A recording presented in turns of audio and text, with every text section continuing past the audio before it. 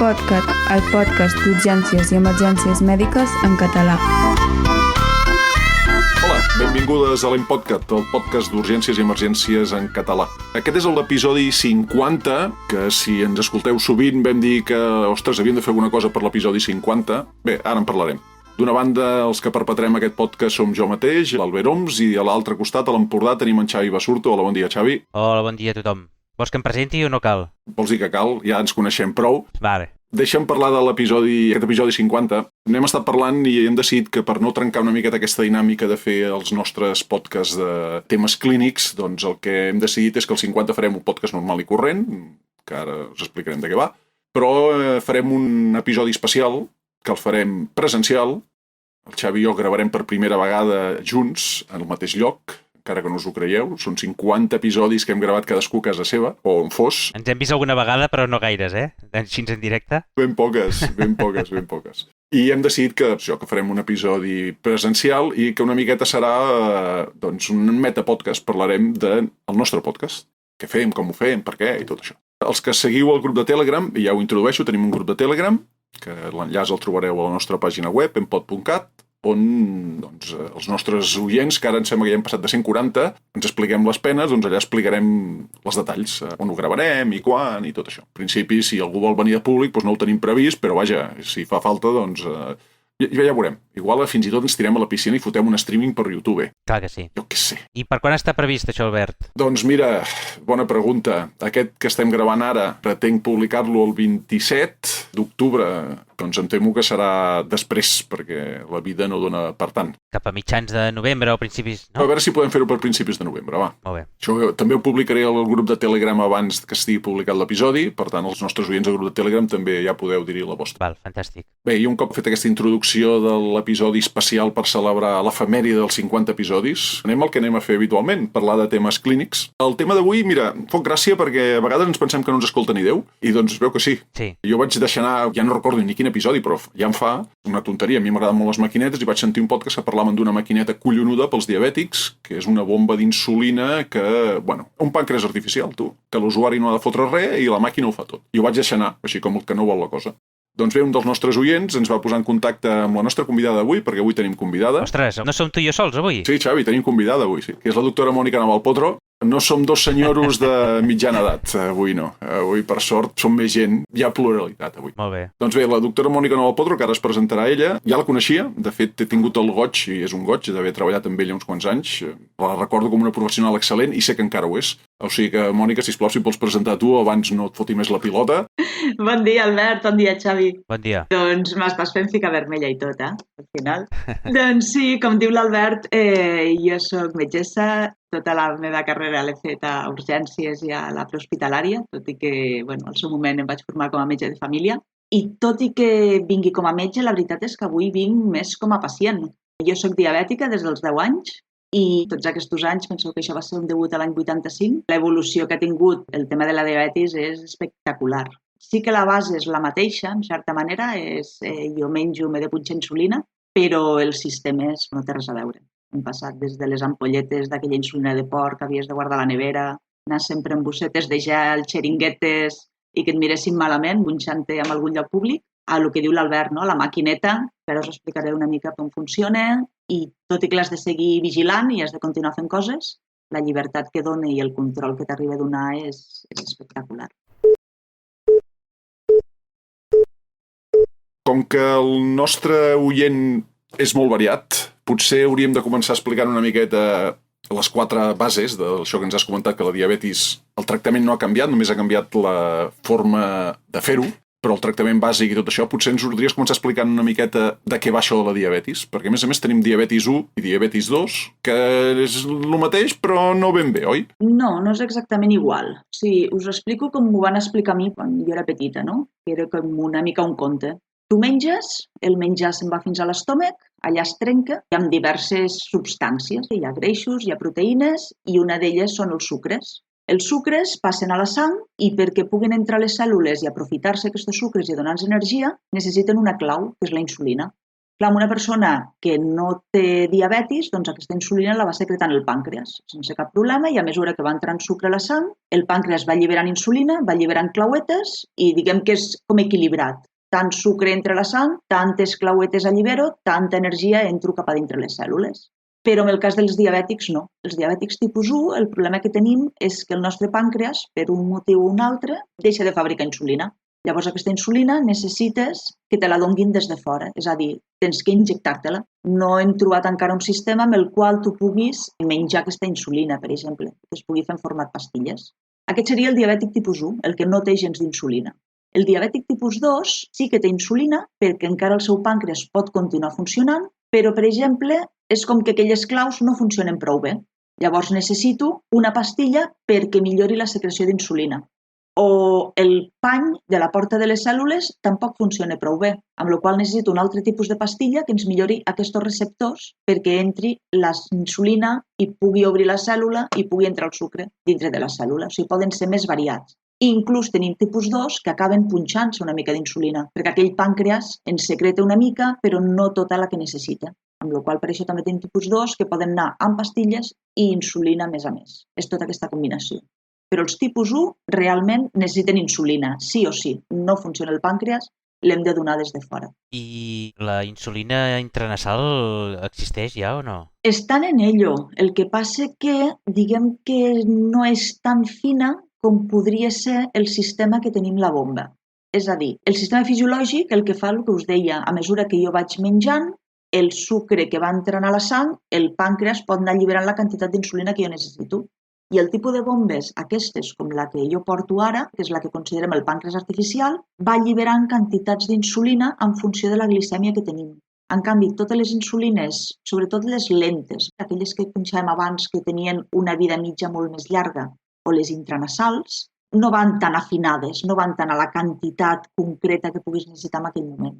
O sigui, me puc trobar jo pacients que me diguin que s'han posat no sé quanta insulina intranasal ja? És que no ho he vist mai, No... Existeix a la vida real pel carrer o no? Jo crec que no, encara. No t'ho puc assegurar, perquè és un tema que no el tinc controlat i no m'hi he trobat encara, tampoc. És per si m'afegeixo un altre problema o no m'afegeixo més problemes. No, però en definitiva estaríem amb el mateix. Sigui quin sigui el sistema d'administració, el que ens interessa que seria la urgència del moment, continuarà sent la hipoglicèmia. Amb la qual cosa, una vegada absorbida per mucosa o que igual que està punxada, no? Ja no podem tenir un antídot que ens la freni i haurem d'anar a jugar amb l'administració de glucosa que li puguem posar. Perquè ara, Mònica, has parlat de les insulines lentes. Bé, jo haig de confessar que tinc un garbuix mental considerable. Jo quan vaig estudiar fa una bona colla d'anys, les úniques insulines que hi havia eren en funció del temps en què trigaven a fer efecte i quanta estona duraven. No? Hi havia la ràpida, hi havia la NPH, intermitja, i la lenta, no? Que era la ràpida, si no me'n recordo malament, començava l'efecte a l'hora i durava 6, i la NPH, no sé si de 3 a 12, i l'altra, jo què sé, de 6 a 24, no recordo. Però ara ja portem una temporada que això és un merder. Jo ja m'he perdut. N'hi ha moltíssimes. És com un ventall molt més ampli. Tenim insulines des d'accions ultraràpides que comencen a fer efectes des dels 10-15 minuts que tu has començat a administrar-les, fan un pic màxim a les 2-3 hores i en 4-5 hores, 6 com a molt, estan eliminades del cos. I tenim insulines d'accions ultralentes que poden durar fins a 2 i 3 dies les seves accions, de manera que allargues moltíssim més el temps d'injecció d'aquestes insulines. Llavors, clar, quanta més vida mitja tinguin, quanta acció més llarga tinguin, tu fiques menys punxades d'insulina, menys freqüència. Però clar, això fa que tinguin un efecte com més continu i que hagis de portar, en certa manera, una vida com més organitzada. És a dir, en els moments que pugui fer màxim efecte ha de coincidir amb els moments de les menjades. Per això hi ha aquell sistema antic que punxaves cada 12 hores, per exemple, però havia de coincidir que amb el pic màxim d'acció d'aquesta insulina havies de fer la ingesta, si no és quan podies tenir una hipoglicèmia. Després és quan van començar a afegir les insulines ràpides en els moments de les ingestes. És a dir, jo tinc una base d'insulina, però a més, en el moment que jo menjo, em poso una quantitat d'insulina per compensar aquells hidrats de carbó que jo estic menjant, que seria el mateix que faria el pàncreas. Amb les bombes d'insulina el que estem aconseguint és posar una insulina ràpida però que s'administra de forma contínua. Igual que les bombes que tenim de medicació, que nosaltres podem ficar un midazolam amb un bolus concret o el podem diluir i anar-lo posant de forma contínua i que, a més, en un moment puntual el pacient el tenim menys edat i vull afegir-li un bolus, Doncs la bomba d'insulina funciona amb aquestes llistes. Insulina que sigui d'acció ràpida, que jo la pugui posar en microdosis de forma contínua i que en un moment donat necessito un bolus més, li afegeixo més quantitat. I a més, no ha de ser sempre la mateixa dosi.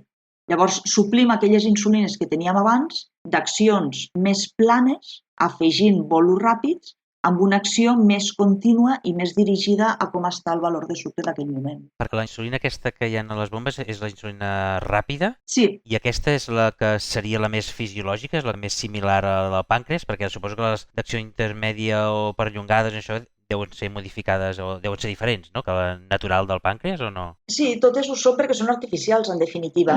Però el pàncreas el que fa és això, donar un tipus d'insulina més contínua en el moment que tu el necessitis, i aquest és el que dius tu, no?, que al ser més d'acció plana, llavors fan un efecte com més continu. Però que ara imagineu-vos que tu et poses una quantitat d'insulina X d'acció com més lenta, més plana, i al dia següent, que encara està sota l'efecte d'aquella insulina, fas una activitat diferent.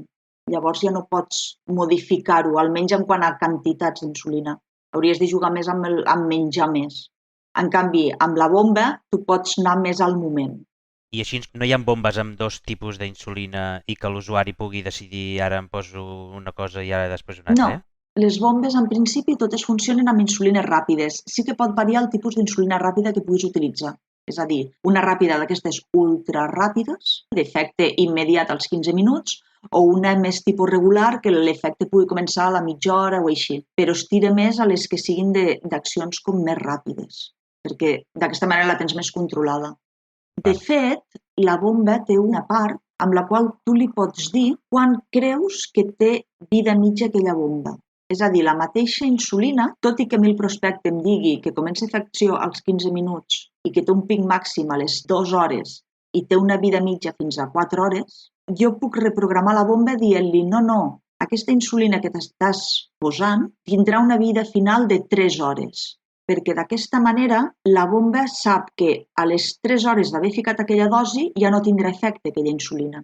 Llavors sap que te n'ha de posar més preveient aquella pujada o baixada de sucre que tu puguis tenir. I això li dius tu en funció de què? De les proves que vagis fent. De l'experiència que vagis tenint, vols dir? Aquí està, sí, totalment. O sigui, la bomba, encara que sembli que sigui intel·ligent, que ho és, en una certa part, per arribar a funcionar primer li has de posar un entrenament. I durant uns primers dies vas fent proves perquè pugui arribar a donar les dosis que tu necessitis. O sigui que tu respons diferent a la insulina que una altra persona diabètica tipus 1, responeu diferent, a la mateixa dosi respons diferent. Totalment. Cada persona respon diferent, però a més, la mateixa persona respons diferent a la mateixa insulina en funció de molts paràmetres externs. És a dir, no tot és menjo tant, m'he de ficar tanta insulina. Depèn de lo cansat que estiguis, depèn de la temperatura ambient que puguis tenir, depèn de l'exercici que et portis acumulat dels dies previs, depèn de que el que tu mengis pugui absorbir-se millor o pitjor a l'estómac aquell dia. Depèn de que la punxada, perquè el canvi de catè de la insulina es fa cada 2 dies, 2-3 dies com a molt, que t'hagis punxat i que aquella zona on tu has punxat, pel que sigui, absorbeixi diferent aquella insulina. Llavors, per això, és guai que les bombes puguin anar amb aquestes dosis tan contínues perquè poden anar ajustant en funció de pujades i baixades del moment. Ara ens parlaves de l'automatisme, en certa manera, d'aquestes bombes, però això ara em genera a mi el dubte que és quan els nostres pacients diabètics tipus 1 es xunguen per qualsevol cosa i llavors els hi has d'ajustar la insulina, passem a posar-los insulina ràpida en funció de glucèmia. Clar, tu ara ens comentes que la dosi és molt variable.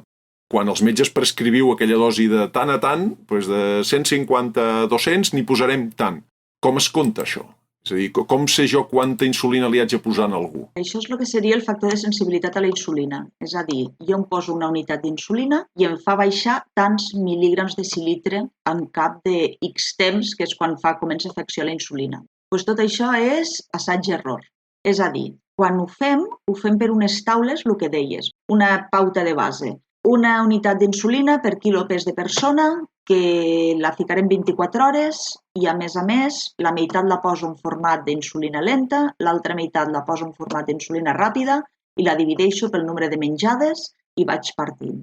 Això eren les pautes, almenys quan jo feia urgències, que ficàvem a la gent que estava ingressada, per exemple, que havies de començar a insulinitzar. I a partir d'aquí anaves jugant, el mateix, assaig-error. És a dir, jo li he ficat 3 unitats d'insulina ràpida abans de les menjades i resulta que amb la postprandial em continua alt. Doncs li faig pujar a 4 unitats o li faig pujar a 5.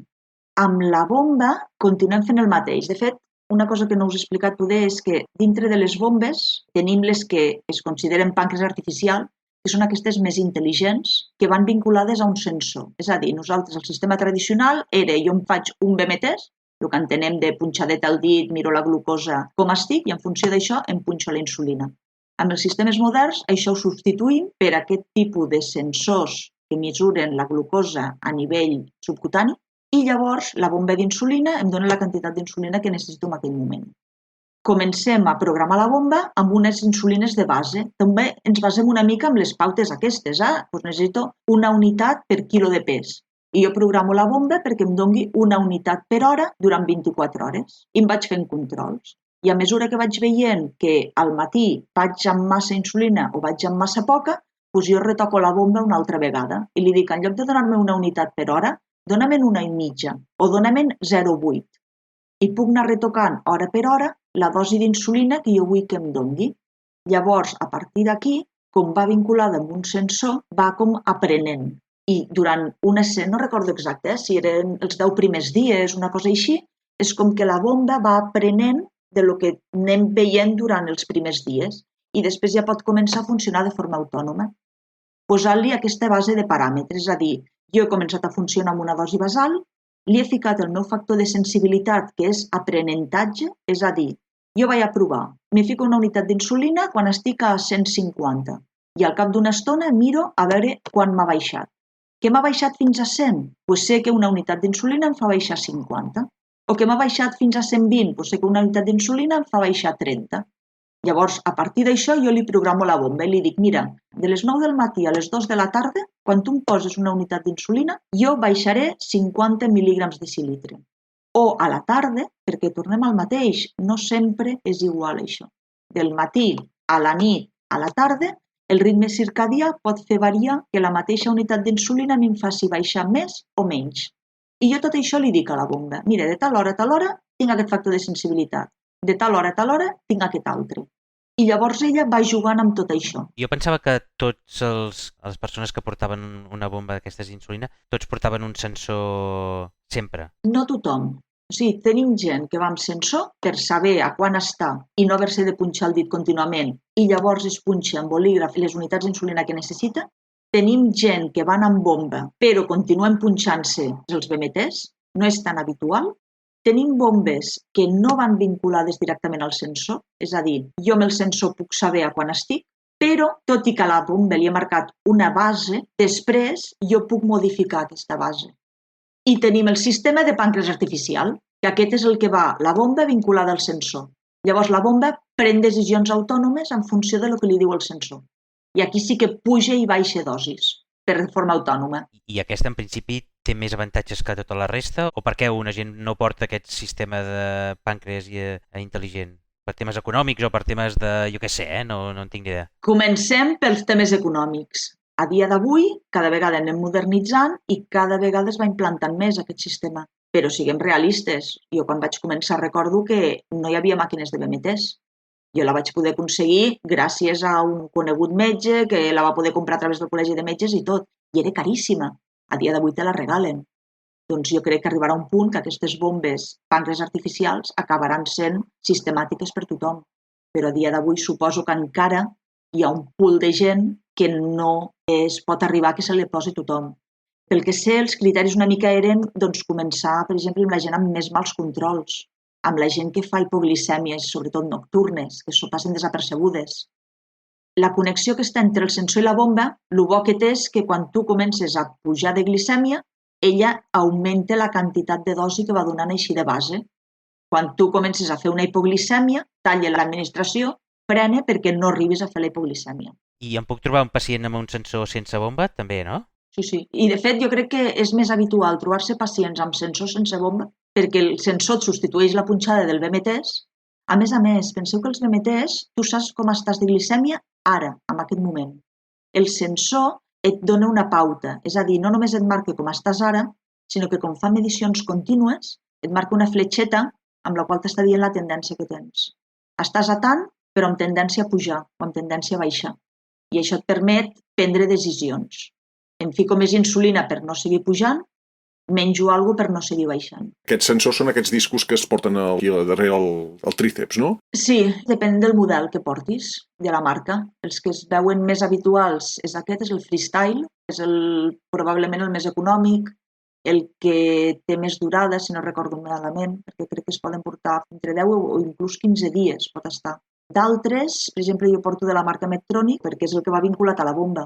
Llavors la forma és una mica diferent, és com 2 peces que van encaixades, però sí, independentment de la marca que portis o del sistema que portis, no deixa de ser el que diu l'Albert. El pegat aquest que veus normalment enganxat al braç.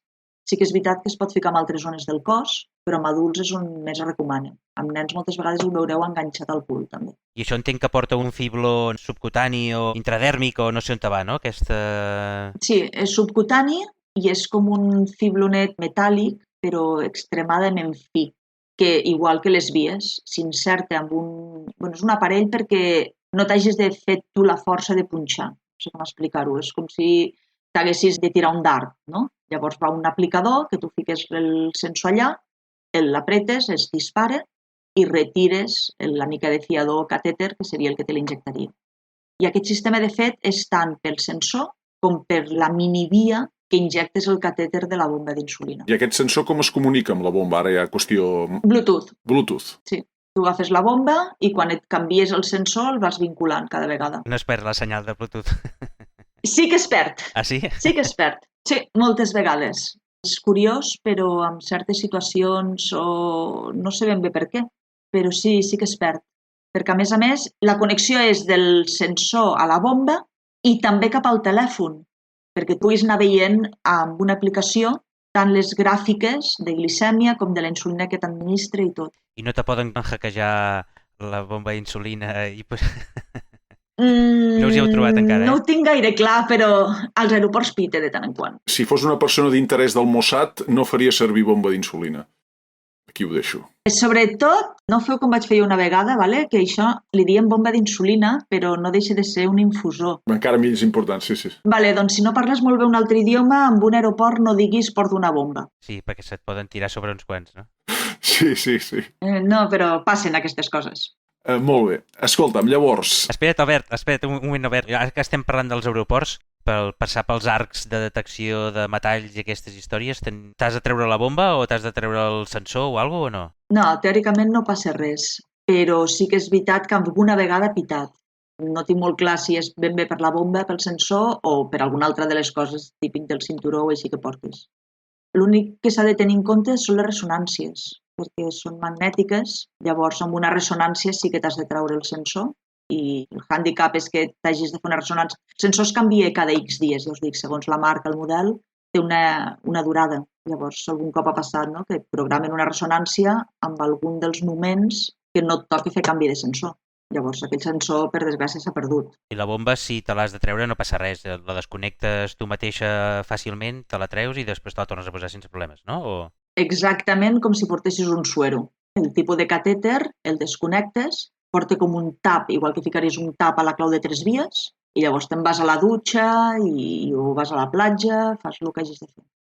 Teòricament, aquest model de bomba representa que s'estanca, s'ha de poder mullar. Però vaig tenir una mala experiència amb la prèvia que portava, de posar-la a la piscina, i la veritat és que va deixar de funcionar.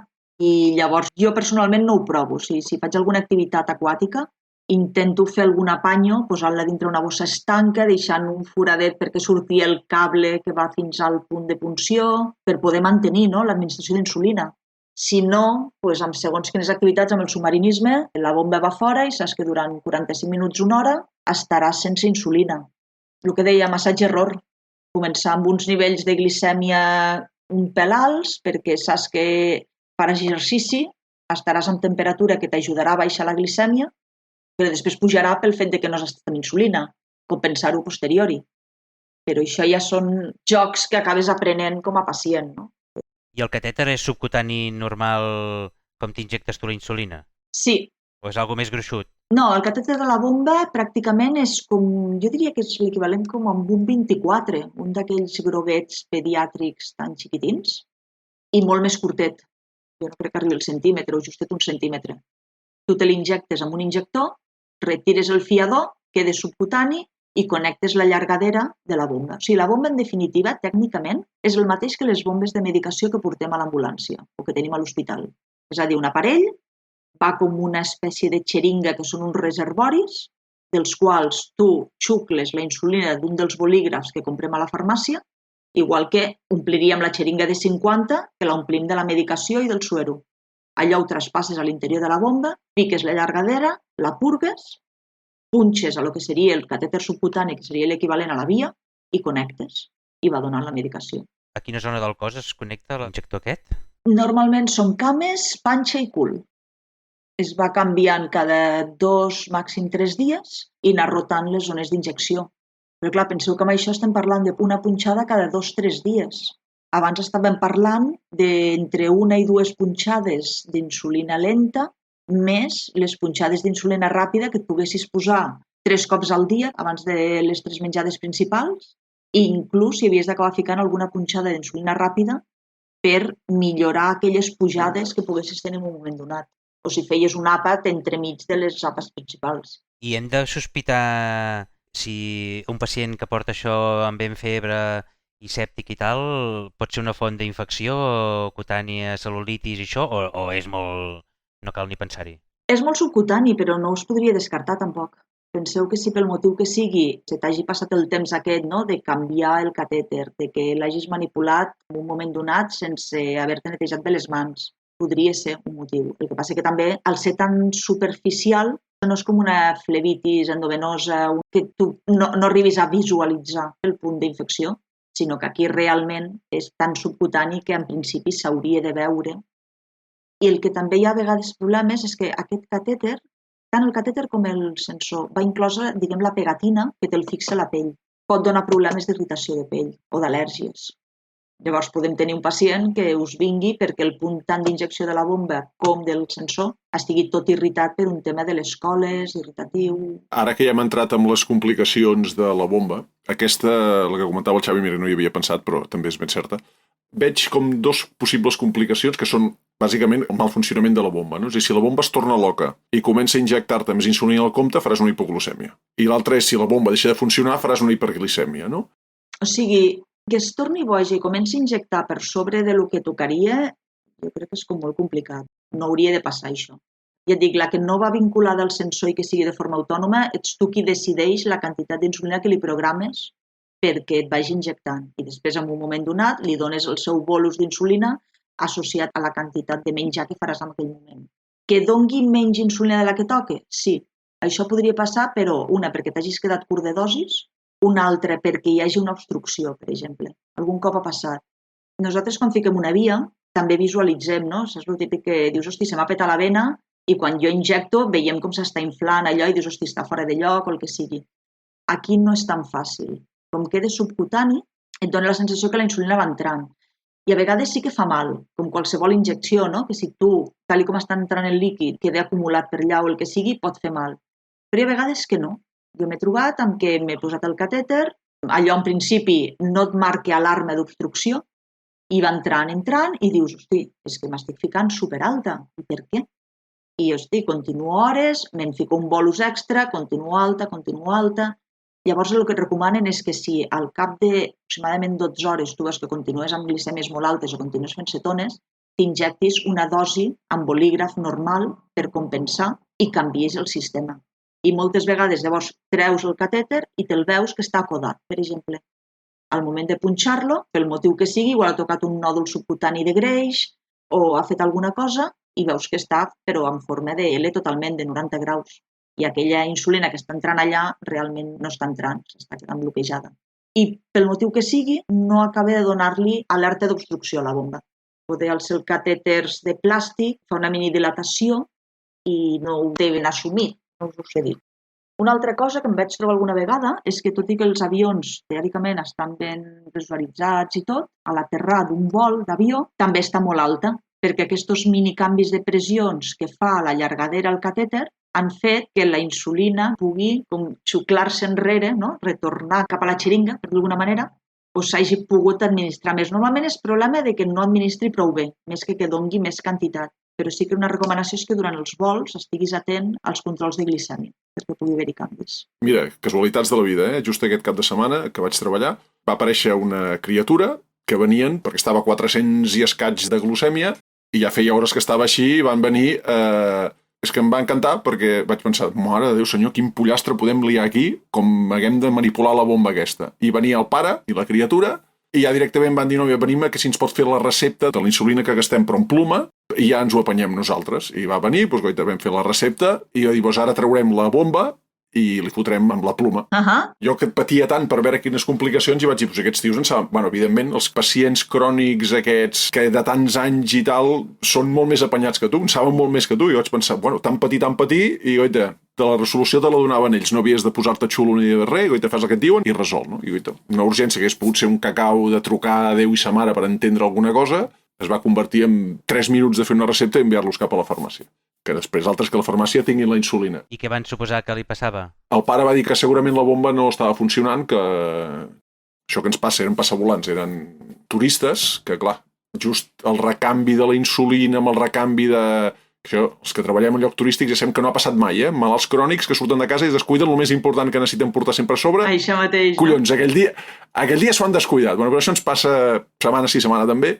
I clar, per estalviar-los 3 hores de viatge per tornar enrere, van venir i els van fer la recepta a la pluma i ho van gestionar amb la pluma. Si han estat a casa seva, ja ho va dir el pare, doncs jo he estat a casa, que hagués canviat el reservori, que hagués canviat el catèter, ho hagués canviat tot i vinga, ja està. Imagino que no era la primera vegada que els hi passava o estaven molt ben estudiats aquests, això també...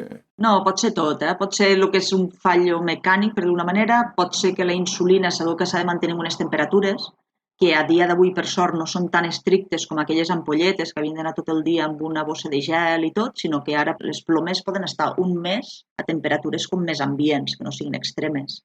Però tot i això, que la pots haver deixat la ploma que portis de reserva al cotxe, amb el cotxe que el deixem aparcat por ahí, s'ha ficat a 45 graus al cotxe i aquella ploma després no sigui utilitzable o aquella insulina s'hagi desvitalitzat. Llavors això ho acabes canviant tot i ja està. Hi ha alguna altra cosa que hem de tenir present amb els pacients que porten això? Crec que, independentment que el pacient sigui amb el sistema de bomba d'insulina o sigui amb els sistemes tradicionals, la emergència, a part del que pugui tenir la hiperglicèmia, cetosi, amb baix nivell de consciència i tot, que ja és una altra cosa, l'emergència és la hipoglicèmia. I aquí, a part de tractar-la a nivell endovenós, i és una cosa tan tonta com el fet de que si portem un sistema de bomba que no sigui pàncreas artificial, és a dir, la que va vinculada al sensor, en el moment que detecte que hi ha una baixada de sucre, pararà d'infondre insulina, o com a mínim baixarà la quantitat de dosis que t'està donant. Si és una bomba que encara no sigui autònoma, és a dir, que tu li tens preprogramada una dosi concreta, continuarà donant un mínim d'insulina. Llavors, el que dèiem, talla el cable. És a dir, si jo tinc una hipoglicèmia, el que no m'interessa és que continuï tenint insulina aquesta persona, o almenys que continuï donant-li una quantitat alta d'insulina.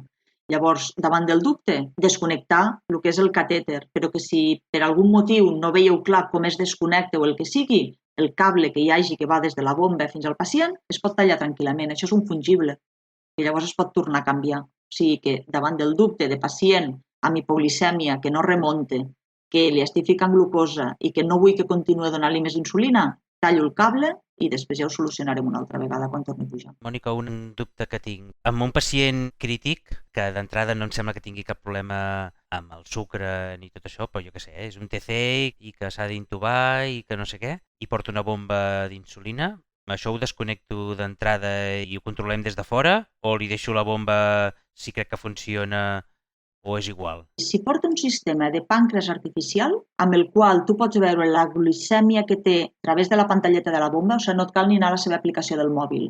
Tu agafes la bomba, a la que li donis a qualsevol botonet, se t'engegarà la pantalla i veuràs els nivells de glicèmia que té.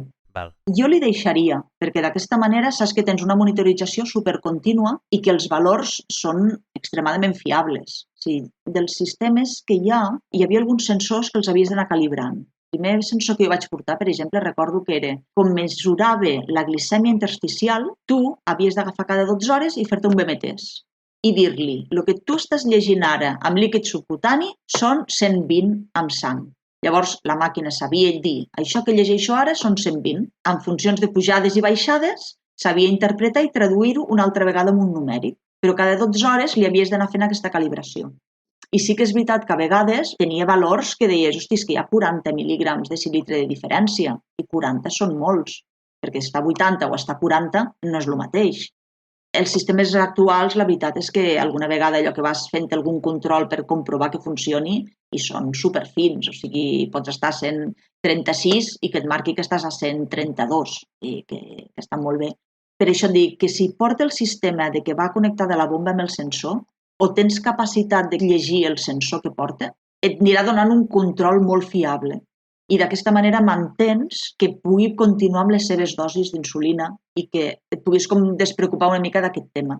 Si no ho veiem clar, desconnectem la bomba i fem com qualsevol altre pacient diabètic que no porti cap d'aquests sistemes, que aniríem fent controls de BMTs, el connectaríem amb insulina endovenosa en cas de que fes hiperglicèmies o el que sigui i seguiríem els mètodes com més tradicionals. I si no, el pacient que ve per un altre tema i tal, jo entenc que en saben més que jo, de la seva bomba, del seu sensor i dels seus controls habituals, i mentre que el pacient estigui capacitat en aquell moment per explicar-m'ho, no? Aquí està la cosa. Jo crec que també les bombes com més complicades o més modernes, per d'alguna manera, també el tipus de pacient a qui se li posen és gent amb qui hi ha capacitat de que puguin manejar-se amb aquests sistemes.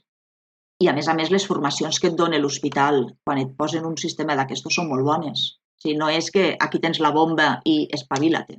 No, quan tu entres en un programa de posar-te aquest sistema de bomba, et citen, vas amb unes formacions tant a nivell de l'hospital amb els endocrins com amb el personal del laboratori que t'ensenya la tècnica de com programar la bomba, de com ha de funcionar. Tens una línia d'atenció 24 hores telefònica si tens qualsevol tipus de problema i solen ser pacients, és el que dic sempre, jo no sé el que sé de diabetis pel fet de ser metge, ho sé perquè porto molts anys en diabètica. I llavors és el que tu vas aprenent a gestionar-te, us deia, l'assaig-error, no? I hi ha moltes coses que a dia d'avui encara són difícils de portar-les perquè no tot és menjo tant, em poso tanta insulina. Hi ha moltíssims factors que et fan pujar, et fan baixar. Molt bé. Doncs no sé, hi ha algun dubte més, Xavi? L'únic seria, Albert, que si la Mònica se li acut algun altre dubte que puguem tindre, de complicacions que ens puguin donar o coses que haguem de saber sí o sí si ens trobem un pacient que vingui per algun problema del sucre o no del sucre, però que porti una bomba i un sensor o alguna cosa d'aquestes, no sé. No, jo crec que sobretot és l'entendre això, no? Que no deixa de ser sistemes que s'han modernitzat.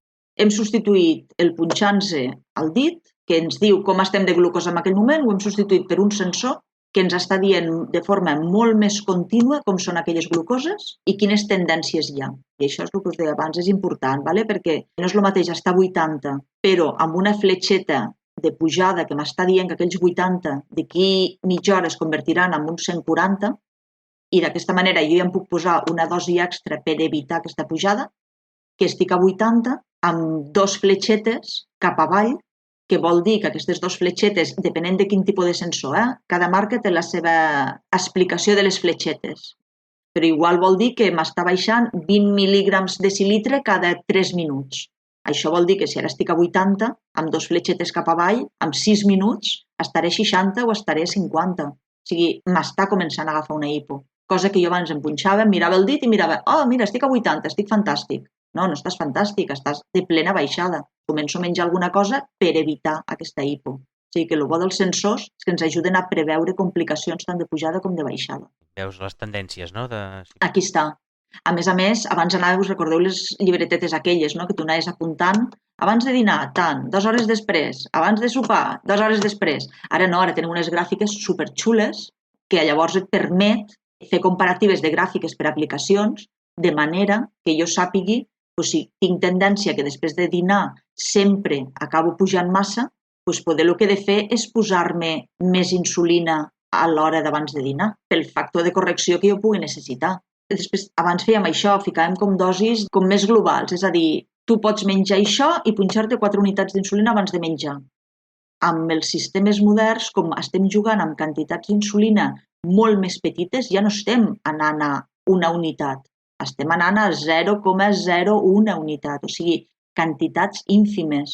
Això em permet que jo pugui menjar certs aliments que mentre sàpigui quants hidrats de carbó té aquest aliment i quina sensibilitat tinc jo amb aquesta quantitat d'hidrats, puc ajustar molt millor les dosis. És a dir, jo em menjaré 20 grams de pa, que és una ració d'hidrats de carbó, i jo sé que per cada ració d'hidrats de carbó m'he de punxar 1,2 unitats d'insulina.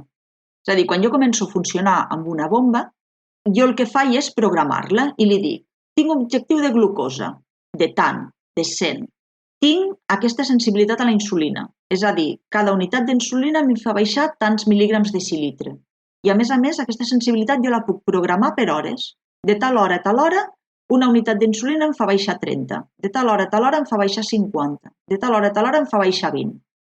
Després, a més, jo li programo una ràtio d'hidrats de carbó, és a dir, quanta insulina necessito per cada ració d'hidrats de carbó.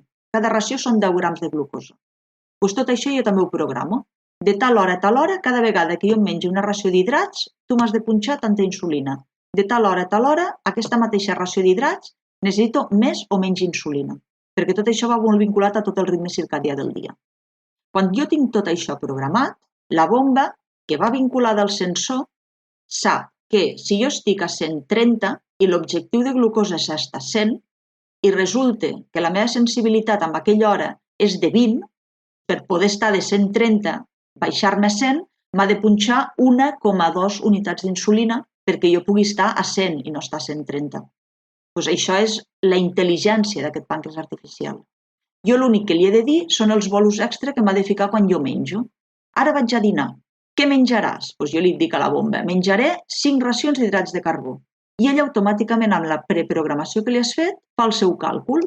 Ara estàs a 140. Jo vull que estiguis a 100 i em dius que menjaràs 5 racions d'hidrats de carbó. Tot això que abans ho calculàvem al moment, jo em feia el BMTs, feia tots els càlculs de lo que menjaria i em punxava tanta insulina, ara només li he de dir, menjaré això, i ella ja t'ho calcula automàtic. Perquè mengis aquesta quantitat d'hidrats, a aquesta hora que estem, vull que estiguis a 100 i la teva ràtio d'hidrats és aquesta, doncs et toca 7 unitats d'insulina per poder-te menjar aquestes 5 racions. De fet, és com sabeu la programació aquella que a mi m'agrada molt de les bombes, que no cal que jo li digui a la bomba quants mil·litres hora vull que vagis. Hi ha una funció especial que tu li dius, he ficat 15 mil·lígrams de midazolam a la xeringa. L'he diluït amb 50 mil·lilitres de líquid. El pacient pesa tants quilos i jo vull que li posis a 0,2 mil·lígrams quilo hora. I ella et diu, a tants mil·lilitres hora. Doncs vindria a ser exactament el mateix. Com ja té aquesta preprogramació, tu li dius els paràmetres del moment i ella et diu quanta quantitat de mil·lilitres hora li posarà de midazolam. Doncs la bomba d'insulina fa el mateix. I ja no cal que aprenguem factors de conversió. Escolta'm, una pregunta, Mònica, que se m'ha ocorregut quan explicaves això. El pacient que jo prevec que li hagi de pujar la glucèmia, per exemple, que li hagi de posar cortis, li haig de dir que faci alguna cosa amb la seva bomba per dir-li que al cap d'unes hores li pujarà el sucre per tema de que li estem posant cortis. Això val la pena que ho sàpiga el pacient o la màquina ja s'espavilarà? Normalment la màquina quan va fent pujades llavors va donant microbolus continus perquè veu que ella ha donat la dosi que li toca. Però quan veu que puja una mica doncs et dona un bolus extra perquè veu que està pujant. Que continua pujant, continua donant un altre bolus extra. I ella mateixa va afegint bolus, però sí que és veritat que tu quan fas la programació també li dones un tope per evitar, per exemple, accidents. Jo faig una programació i li dic, tu em pots donar màxim 10 unitats per hora. Clar, si anar donant microbolus, micro, arribés amb aquest tope, que tu li tens programat, deixaria de donar-te'n més. Un altre dubte. Jo si vull entendre una miqueta com ha estat el pacient perquè em ve amb algun problema de descompensació o el que sigui, el pacient me pot ensenyar l'aplicació i ensenyar-me les gràfiques i que jo les pugui entendre, més o menys? Ensenyar-te-les segur que sí, que les entenguem de lo que ell et pugui explicar, sí. En principi, sí, cada sistema té les seves pròpies gràfiques. En el cas del pàncreas artificial de Medtronic sí que hi ha unes aplicacions, amb la qual, a més, tu pots decidir què vols veure. Si les corbes d'insulina que t'ha donat, si les corbes de glicèmia que estàs tenint, si totes conjuntes, si vols veure la de l'última setmana, dels últims 15 dies, de l'últim mes, et fa comparatives de com està l'últim mes respecte a l'últim mes previ, amb la qual tens una visió dels últims 2 mesos, et fica el temps que has estat, el que dèiem abans, pots perdre connectivitat. Vale? Si perds connectivitat, la bomba deixa de funcionar en certs moments d'aquesta forma autònoma i passa a funcionar d'una forma que tu li tens preprogramada manual, és a dir, amb unes dosis que tu li has pautat de base. Doncs et diu, durant tant temps has estat desconnectat del sistema autònom i inclús et dona un paràmetre que no és exactament igual, però és similar a la glicada, amb la qual et dona una aproximació de la glicada que pots haver tingut en aquells últims dies. Molt bé, doncs escolta, jo crec que tot molt ben explicat. Ja insisteixo, he après coses, m'agrada aprendre coses. Bé, doncs ara toca canviar, anar-nos a les nostres seccions habituals. No sé si et vols quedar, Mònica, si vols aguantar a dos senyoros de mitjana edat explicant tonteries. Sí que em quedo, sí que tinc curiositat. Si et quedes i vols participar, tu mateixa, Igual, posa'm cullerada. Interromp tant com vulguis, que nosaltres estem fins al monyo de sentir-nos. Molt bé. Va, Xavi, ara tocaria el menges més, que em sembla que t'has preparat alguna cosa, oi? Sí, Albert, jo del menges més no porto un tema concret, sinó que jo ara estic fent, no sé si l'heu fet, un curs de pediatria que es diu Emergency Pediatric Care, que és com el del PHLS i tots aquests, que hi ha una part que fem un mes online. D'aquí pocs dies tenim el webinar i després tenim els 2 dies o dia i mig de presencial. Total, que al final, en la plataforma online on estudiem, a la part final hi ha una sèrie de recomanacions i una d'aquestes recomanacions és de l'Associació Espanyola de Pediatria. I em va agradar perquè un dels llocs on te recomanen llegir-te i mirar com a material suplementari i tal, doncs és un PDF on la Societat Espanyola de Pediatria va proposar a diferents societats espanyoles de pediatria, d'urgències de pediatria i diverses societats. Això crec que era el 2023, que elaborés cada societat relacionada amb pediatria, doncs proposessin una sèrie de recomanacions de no fer en l'àmbit de l'atenció pediàtrica. No les explicaré totes, són petites recomanacions, la majoria són molt lògiques. De l'àmbit de urgències jo n'he recollit 9 o 10 i està bé llegir-se-les així a poc perquè ja són molt evidents, però que està molt bé perquè una societat reuneix a diversos grups de treball i que ens facin una seqüència de recomanacions. Per exemple, que no començar el tractament antibiòtic en un pacient amb una sospita d'infecció urinària sense recollir prèviament una mostra d'urocultiu estèril. Parlem sempre de nens, Mira, això ho fem bé, goita. Jo pensava que de 10 diria 10 que no fem bé, goita. De moment ja són 9, aquesta la fem bé. Altre tema és la forma de recollir la mostra d'orina estèril, que això ho deixem per un altre dia. Sí. Que la majoria jo penso que són molt lògiques, Jo que sé, no administrar antibiòtic en infeccions respiratòries víriques no complicades. No retardar l'inici d'antibiòtics empírics perquè estàs pendent de recollir un cultiu, no sé què, en pacients que saps que tenen una infecció greu que estan sèptics. No esperar-te a treure-li el cultiu, posar-li ja l'antibiòtic. No deixar de comunicar qualsevol sospita d'un maltractament o d'abús infantil. En casos d'ingesta de productes domèstics industrials, no administrar aigua, llet o carbó activat quan no està perfectament indicat. No perllongar del tractament antibiòtic més temps del recomanat. No demorar la col·locació d'un accés intraossi en una aturada cardiorespiratòria si no s'ha aconseguit una via venosa. Per tant, al segon intent que no puguis, no retardar-ho. I no retardar, per exemple, l'administració d'adrenalina intramuscular en cas d'una anafilaxi. D'això n'hem parlat, D'això n'hem parlat i com més quadres aquests veig, més me n'adono de la por ridícula que tenim a fer-ho. Les anells intramusculars no haurien de tenir tanta por. No diré que de qualsevol manera, però vaja, és que davant del dubte em sembla molt més segur fotre-li que no fotre-li. De fet, jo no sé si teniu la mateixa sensació que jo, però ara jo veig més pacients que els hi posem adrenalina intramuscular que fa uns anys. No sé, és una sensació meva, potser és sensibilitat personal, però tinc aquesta sensació. No sé, m'agradaria estudiar-ho i no sé si us dona aquesta sensació o no. A mi sí, estic d'acord amb tu. Home, realment, els grans al·lèrgics tenen la seva ploma també d'injecció d'adrenalina, que se la posen ells mateixos.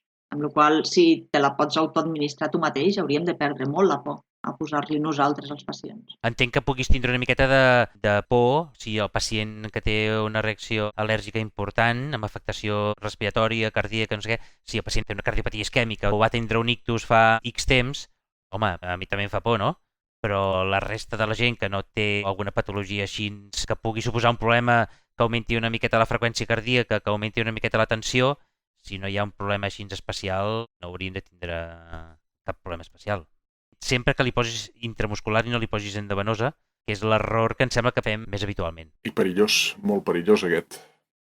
Doncs escolta'm, m'he quedat bastant sorprès que moltes les fem bé. A mi aquesta de no donar antibiòtic en les infeccions virals, aquesta és la que caiem més, que la lligo amb una que ens vas fer tu en el seu moment, que era la prescripció diferida, no? És a dir, llavors els hi passes la pilota, t'exigeixen el tractament, els dius, ara no cal, però com que no sé d'aquí 3 dies com anirà, aquí tens la recepta, ara tu mateix, ara ets tu el responsable. I, hòstia, a vegades calma les feres, això. Sí, jo penso que això està bé si parlam de nens, no? Si són uns pares que els veus que ho entenen i que ho veuen bé i ho accepten per dir així, potser el nen s'estalvia de prendre un antibiòtic si realment no li cal, perquè o potser ara porta 2 hores en aquesta clínica i encara no és possible saber si això anirà més o menys. Jo penso que pot ser un sistema per estalviar-se moltes dosis d'antibiòtics i menys resistències i menys efectes secundaris dels antibiòtics. I és també que els pares o el pacient també prengui una miqueta de responsabilitat de dir que faci el que em diguin i jo no prenc cap mena de responsabilitat ni de decisions ni res. És com involucrar el pacient amb la seva salut. Potser després, si l'involucres més, serà més responsable i tindrà més interès per seguir-se. No sé. Va, Albert, què més? Molt bé, doncs va. Menys és més, les recomanacions aquestes de no fer en pediatria. Ara ens toca l'Urgent Mot, aquesta secció que m'agrada tant, perquè no ens n'hem d'anar a dormir sense haver millorat el nostre llemosí. O sigui que, Xavi, va, què tenim per aquest Urgent Mot? Suposo que, parlant de diabetis, devem tenir paraules relacionades amb aquesta malaltia, no? Sí, jo he fet un recull d'algunes que, o millor algunes que ja hem dit en algun altre episodi i algunes d'altres que no ho sé, relacionat amb temes de sucres i de diabetis i tot això. Per exemple, entre glucèmia i glicèmia. Són correctes les dues? El term CAT, el terme preferit és glucèmia. Glicèmia és correcte, però millor, si te'n recordes, posa glucèmia. Per tant, una hipoglucèmia, la hiperglucèmia, en lloc de hipoglicèmia o hiperglicèmia. Què més? La diabetis, que de vegades ens perdem i ho diem en castellà, no? Una diabetes, doncs no, és una diabetis. L'aparell que fem servir per mirar les glicèmies capil·lars és el glucòmetre. Tot això segons el term CAT, Els bols d'insulina, que parlem normalment un bolus de no sé què. En lloc de dir bolus, és millor parlar d'un bol. Un bol d'insulina, un bol d'adrenalina o del que vulguis. Què més? Tipus d'insulina. Tenim els anàlegs d'insulina. Si ho he sentit alguna vegada és anàlegs de la insulina, que és en castellà, però en català en diuen anàleg d'insulina. No és de la insulina, sinó anàleg d'insulina. En podem dir les insulines d'acció bifàsica, és la forma més correcta, preferida, de parlar de la insulina mixta, per exemple. És correcta, la mixta, però la preferida del term CAT és d'acció bifàsica. Què més? Tenim la d'acció intermèdia, no intermitja o una altra forma, és d'acció intermèdia. Després tenim l'acció prolongada, que també ho podríem dir, són sinònims, el d'acció lenta, de llarga durada, d'insulina lenta, això, que la forma més correcta és d'acció prolongada. Després tenim la d'acció ràpida, que hi ha altres formes de dir-ho, igualment de correctes, però no és la preferida del term CAT. Altres formes seria la cristal·lina, la neutra, la normal, la regular, la soluble. Tot això són formes correctes de parlar d'insulina d'acció ràpida. Després el bolígraf és la ploma injectora, segons el term CAT, que podem dir també ploma o ploma d'injecció.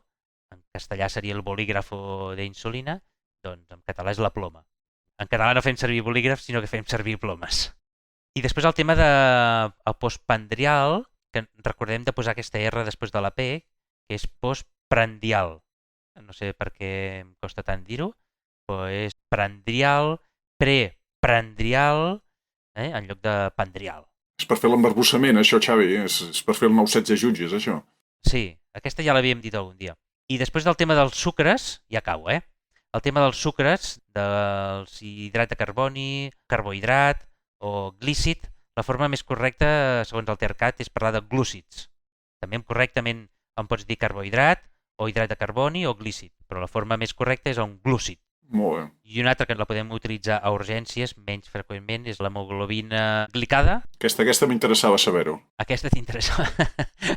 Sí, perquè dubtava, dic, segur que ho dic malament. Sí, segur, perquè és la glicohemoglobina. La forma més correcta és parlar de glicohemoglobina. Ui! Si parlem entre companys, parlem d'hemoglobina glicada, és perfectament correcte i cap problema. Però bé, si estàs fent un manual de no sé què i vols publicar-ho com a protocol hospitalari de no sé què, posa glicohemoglobina. I entre parèntesis posa l'hemoglobina glicada de sempre. Molt bé, molt bé. Aquesta me l'apunto perquè últimament estic molt pervers i com que la sufràgia ja ho tenim superat, doncs ara ja començo a afegir-ne de noves, a veure si faig ballar el paraigua al resto de la plantilla de la casa.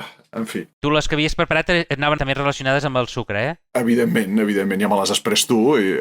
De fet, són del teu diccionari de la teva pàgina web, urgent.cat/diccionari, que és on anem recollint... Sí, aquestes encara no hi són incorporades, però bueno. I seran, sempre n'afegim de noves, Molt bé, va, anem acabant tu, que això, com sempre, ha de durar una hora i ja portem aquí, valga'm Déu. Ja passaràs tu les tisores després i trauràs tota la palla i les tonteries que hem dit? Sí, segur. Va, anem a l'última, que és la secció de recomanacions. Jo per aquesta en tinc una que no sé fins a quin punt és per tothom. La recomanació és l'Institut de Formació Mèdica i Lideratge. La pàgina web és ifmil.com, que això és l'entitat de formació dels col·legis de metges de Catalunya. I vaig arribar-hi perquè fan un curs gratuït de l'activació de codis d'urgències a Catalunya. És gratuït pels metges i val 40 euros pel resto, és un curs online. M'he estat mirant l'oferta formativa que tenen i vaig pensar, home, això és interessant per nosaltres. Tenen molt d'eco. De fet, es veu que al meu hospital fem una jornada d'ecografia d'urgències al novembre. Jo no ho sabia. Aquest sí que pasta gansa, aquesta. Estàs apuntat o no estàs apuntat? És que no sé ni si treballo encara. Llavors no em costa saber si estic apuntat o no encara perquè no sé si treballo aquests dies. A part que és per metges, llavors no sé jo què hi pintaré aquí. Suposo que tocar els collons, com faig habitualment. Tocar els collons a la plantilla mèdica ja sabeu que ho faig molt bé, això. Tu fent amics, eh? Sempre. I amb el sector mèdic no t'ho pots imaginar. Escolta, doncs això, jo us el recomano, sobretot si sou metges, perquè crec que l'oferta formativa que tenen és molt interessant. Els que no sou metges, doncs, bueno, hi ha algunes coses que segurament són interessants també. Aquest que us he comentat del curs aquest de formació de l'activació dels codis d'urgències a Catalunya, crec que és molt, molt interessant. Mireu-vos-ho. ifmil.com. Vinga, Xavi, què tens tu? Mira, jo tinc una eina que ara me l'estava tornant a mirar i penso que té una mica de relació amb el tema de les bombes d'insulina que ens ha parlat la Mònica, que poden preveure si menjaràs te posa més insulina i aquestes coses. Bé, té una relació, i és casualitat, eh? No sé per què, vaig llegir el titular d'un article publicat a Lancet a principis de setembre d'aquest any. També tens unes lectures rares, tu també, eh? Penso que m'havia arribat alguna notificació al mòbil o alguna història rara, no me'n recordo. Però sé que em va cridar l'atenció perquè en aquest article és una revisió sistemàtica d'assajos clínics randomitzats, dels quals en van poder fer una metaanàlisi, i és sobre l'eficàcia dels antihipertensius en baixar la tensió arterial. I inclouen en aquesta revisió sistemàtica 484 assajos clínics randomitzats, la qual cosa implica 104.000 pacients. Déu-n'hi-do. I analitzen quina és l'eficàcia de cada un dels antihipertensius i de les corresponents combinacions d'uns amb els altres en baixar 5, 10, 15, 20 mil·límetres de mercuri cada una de les combinacions. Van publicar l'estudi ara a principis de setembre en el Lancet i em van fer, que és el que em va cridar més l'atenció a mi, em van fer una calculadora online que es diu BP, de Blood Pressure, bpmodel.org. I en aquest aplicatiu web, senzillament, és molt fàcil.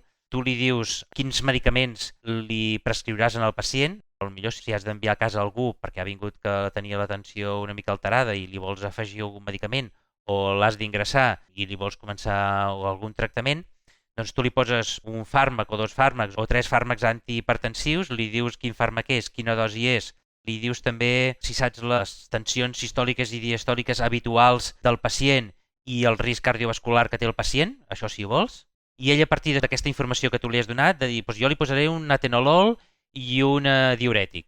Doncs te fa un càlcul amb la informació que van treure d'aquests 104.000 pacients i te dirà, si li poses un atenolol i un diurètic, has d'esperar que la tensió li baixarà, la sistòlica li baixarà 10 mil·límetres de mercuri i la diastòlica 5. I te fa una previsió amb un interval de confiança, amb el qual ja no ho fas tan a cegues i no ho fas tant amb la teva experiència. Potser si et dediques tot el dia a prescriure fàrmacs antihipertensius, doncs segurament seràs millor que la màquina. Però si no és una cosa que fas cada dia i tenim una eina que en base a mils de pacients previs han pogut fer una eina precisa, doncs és una forma de poder posar un fàrmac, en aquest cas antihipertensius, i poder calcular i no passar-te de dosi de fàrmacs i posar-lo amb hipotensió que tindrà problemes, doncs no sé, m'ha semblat que és una eina fàcil i segura per fer-la servir. I ja està, diu bpmodel.org.